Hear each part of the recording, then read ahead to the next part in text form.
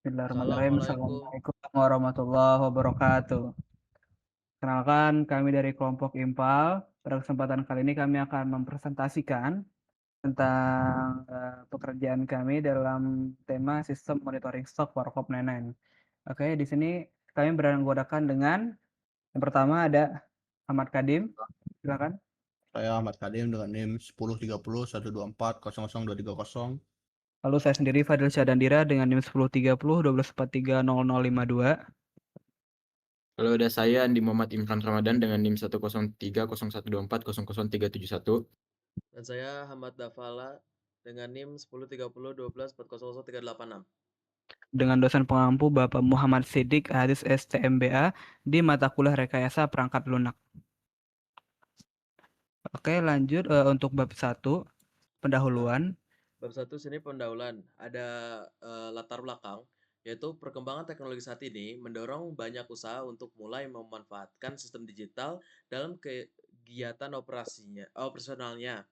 Namun, masih banyak usaha kecil seperti warung kopi yang melakukan pengelolaan menu dan stok secara manual. Cara tersebut sering menimbulkan beberapa kendala, seperti kesalahan pencatatan jumlah stok, kesulitan memperoleh data, serta proses pencarian menu yang kurang efisien. Melihat permasalahan tersebut, diperlukan sebuah aplikasi yang dapat membantu pegawai dalam mengelola data menu secara lebih praktis. Aplikasi ini dirancang untuk memudahkan pegawai dalam melihat daftar menu, mencari menu tertentu, serta menambahkan atau mengurangi jumlah stok yang tersedia. Dengan adanya aplikasi ini, diharapkan proses pengelolaan menu pada Warkop 99 dapat menjadi lebih cepat, rapi, dan mudah digunakan oleh pegawai. Selanjutnya, ada tujuan. Tujuan dari pembuatan aplikasi ini adalah untuk membantu proses pengelolaan menu dan stok pada Warkop 99 agar menjadi lebih terorganisir dan mudah digunakan oleh pegawai.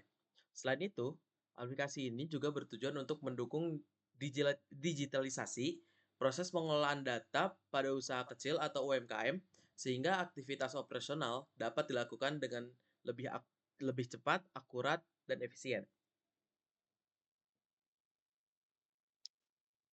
Oke, lanjut Oke. untuk perancangan sistem yang akan dibacakan oleh Ahmad Kadim. Oke, selanjutnya kita sendiri ada dua data flow diagram atau DFD. Yang pertama ada DFD level 0 atau biasa disebut juga dengan konteks diagram. Nah, buat gambarnya sendiri dari DFD level 0 dari level 0 bisa dilihat itu dari admin petugas itu ada 3 inputan dan dari sistem monitoring ada 2 output. Nah, DFD level 0 atau konteks diagram menggambarkan sistem secara keseluruhan sebagai satu proses utama yang berinteraksi dengan entitas eksternal. Nah, pada sistem monitoring stok, entitas luar yang berinteraksi secara langsung dengan sistem adalah admin atau petugas gudang. Admin sendiri berperan sebagai pengguna utama yang melakukan pengelolaan data stok dalam sistem. Admin dapat memasukkan data produk baru, mencatat stok barang yang masuk, serta mencatat stok barang yang keluar dari gudang. Data yang dimasukkan oleh admin akan diproses oleh sistem untuk memperbarui informasi stok yang tersimpan dalam database. Nah, sebagai hasilnya dari proses tersebut, sistem akan memberikan informasi stok terbaru kepada admin sehingga pengguna dapat memantau kondisi persediaan barang yang tersedia. Selain itu, sistem juga akan memberikan notifikasi atau alert stok minimum apabila jumlah stok suatu produk telah mencapai atau berada di bawah batas minimum yang telah ditentukan. Selanjutnya, ada DFD level 1 atau data flow diagram level 1. Gambarnya bisa dilihat, itu gambar dari DFD level 1 punya kita. Lalu di DFD level 1 ini merupakan pengembangan dari DFD level 0 atau yang sebelumnya, yang menjelaskan proses-proses utama di dalam sistem monitoring stok serta aliran data yang terjadi antar pengguna, proses sistem, dan data store.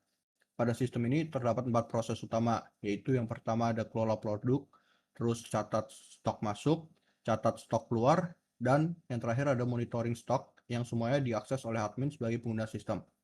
Proses kelola produk digunakan untuk memasukkan dan menyimpan data produk ke dalam data produk. Proses catat stok masuk digunakan untuk mencatat penambahan stok barang yang kemudian akan memperbarui data produk serta menyimpan riwayat transaksi pada data transaksi stok. Proses catat stok keluar berfungsi untuk mencatat barang yang keluar dari gudang dengan memperbarui stok pada data produk dan menyimpan transaksi pada data transaksi stok. Selanjutnya, proses monitoring stok. Itu berfungsi untuk mengambil data dari data produk untuk menampilkan laporan stok kepada admin, serta memberikan alert stok minimum apabila jumlah stok telah mencapai batas minimum yang ditentukan. Baik, lanjut untuk bab 3 tentang perencanaan termuka yang akan disampaikan oleh Muhammad Imran. Untuk bab 3, pertama ada alur pengguna atau user flow. Alur penggunaan sistem dimulai dari halaman login, kemudian di mana pengguna atau pegawai memasukkan email dan password untuk mengakses sistem. Setelah berhasil login, pengguna akan masuk ke dashboard pegawai di visual mockup gambar kedua yang menampilkan daftar menu yang tersedia serta fitur pencarian untuk memudahkan menemukan produknya. Selanjutnya, pengguna dapat menekan tombol edit pada bagian atas kanan untuk masuk ke halaman form atau fitur utama. Halaman ini, pegawai dapat menambah, mengurangi, atau mengedit jumlah menu yang tersedia menggunakan tombol tambah dan kurang. Setelah perubahan dilakukan, pengguna menekan tombol simpan untuk menyimpan data yang telah diperbarui. Seperti yang dijelaskan pada user flow di atas, untuk visual mockup-nya, gambar pertama itu adalah login, mengisi username dan password, kemudian ada dashboard pegawai sebagai dashboard utama, kemudian ada fitur utama pada ketika tombol edit ditekan. Kemudian untuk analisis UX-nya, desain antarmuka ini dibuat dengan memperhatikan beberapa prinsip usability agar mudah digunakan oleh pengguna. Pertama, desain menggunakan layout yang sederhana, familiar, dan konsisten sehingga pengguna dapat dengan cepat memahami fungsi setiap elemen. Pada layar kedua, penggunaan icon dan tombol yang jelas seperti tombol tambah dan kurang memudahkan pengguna dalam melakukan pengelolaan menu. Selain itu, fitur pencarian membantu pengguna menemukan menu dengan lebih cepat dan mudah tanpa harus melihat seluruh daftar menunya. Desain kartu card pada menu juga membuat informasi seperti nama menu dan jumlah stoknya lebih mudah dibaca. Dengan kombinasi elemen visual yang sederhana dan navigasi yang jelas, sistem menjadi lebih efisien, mudah dipelajari, dan nyaman digunakan oleh pegawai. Baik, terakhir untuk bab keempat, yaitu penutup. Jadi, untuk kesimpulan dari semua ini adalah, berdasarkan hasil perancangan yang telah dilakukan, aplikasi Warkop 99 dirancang untuk membantu pegawai dalam mengelola menu dan stok secara lebih mudah dan terstruktur. Aplikasi ini memiliki beberapa tampilan utama seperti halaman login, dashboard pegawai, serta halaman pengelolaan menu yang memungkinkan pengguna untuk menambah, mengurangi, atau memperbarui jumlah menu yang tersedia. Desain antarmuka dibuat sesederhana agar mudah dipahami dan digunakan oleh pegawai. Selain itu, fitur pencarian menu juga membantu pengguna dalam menemukan menu dengan lebih cepat.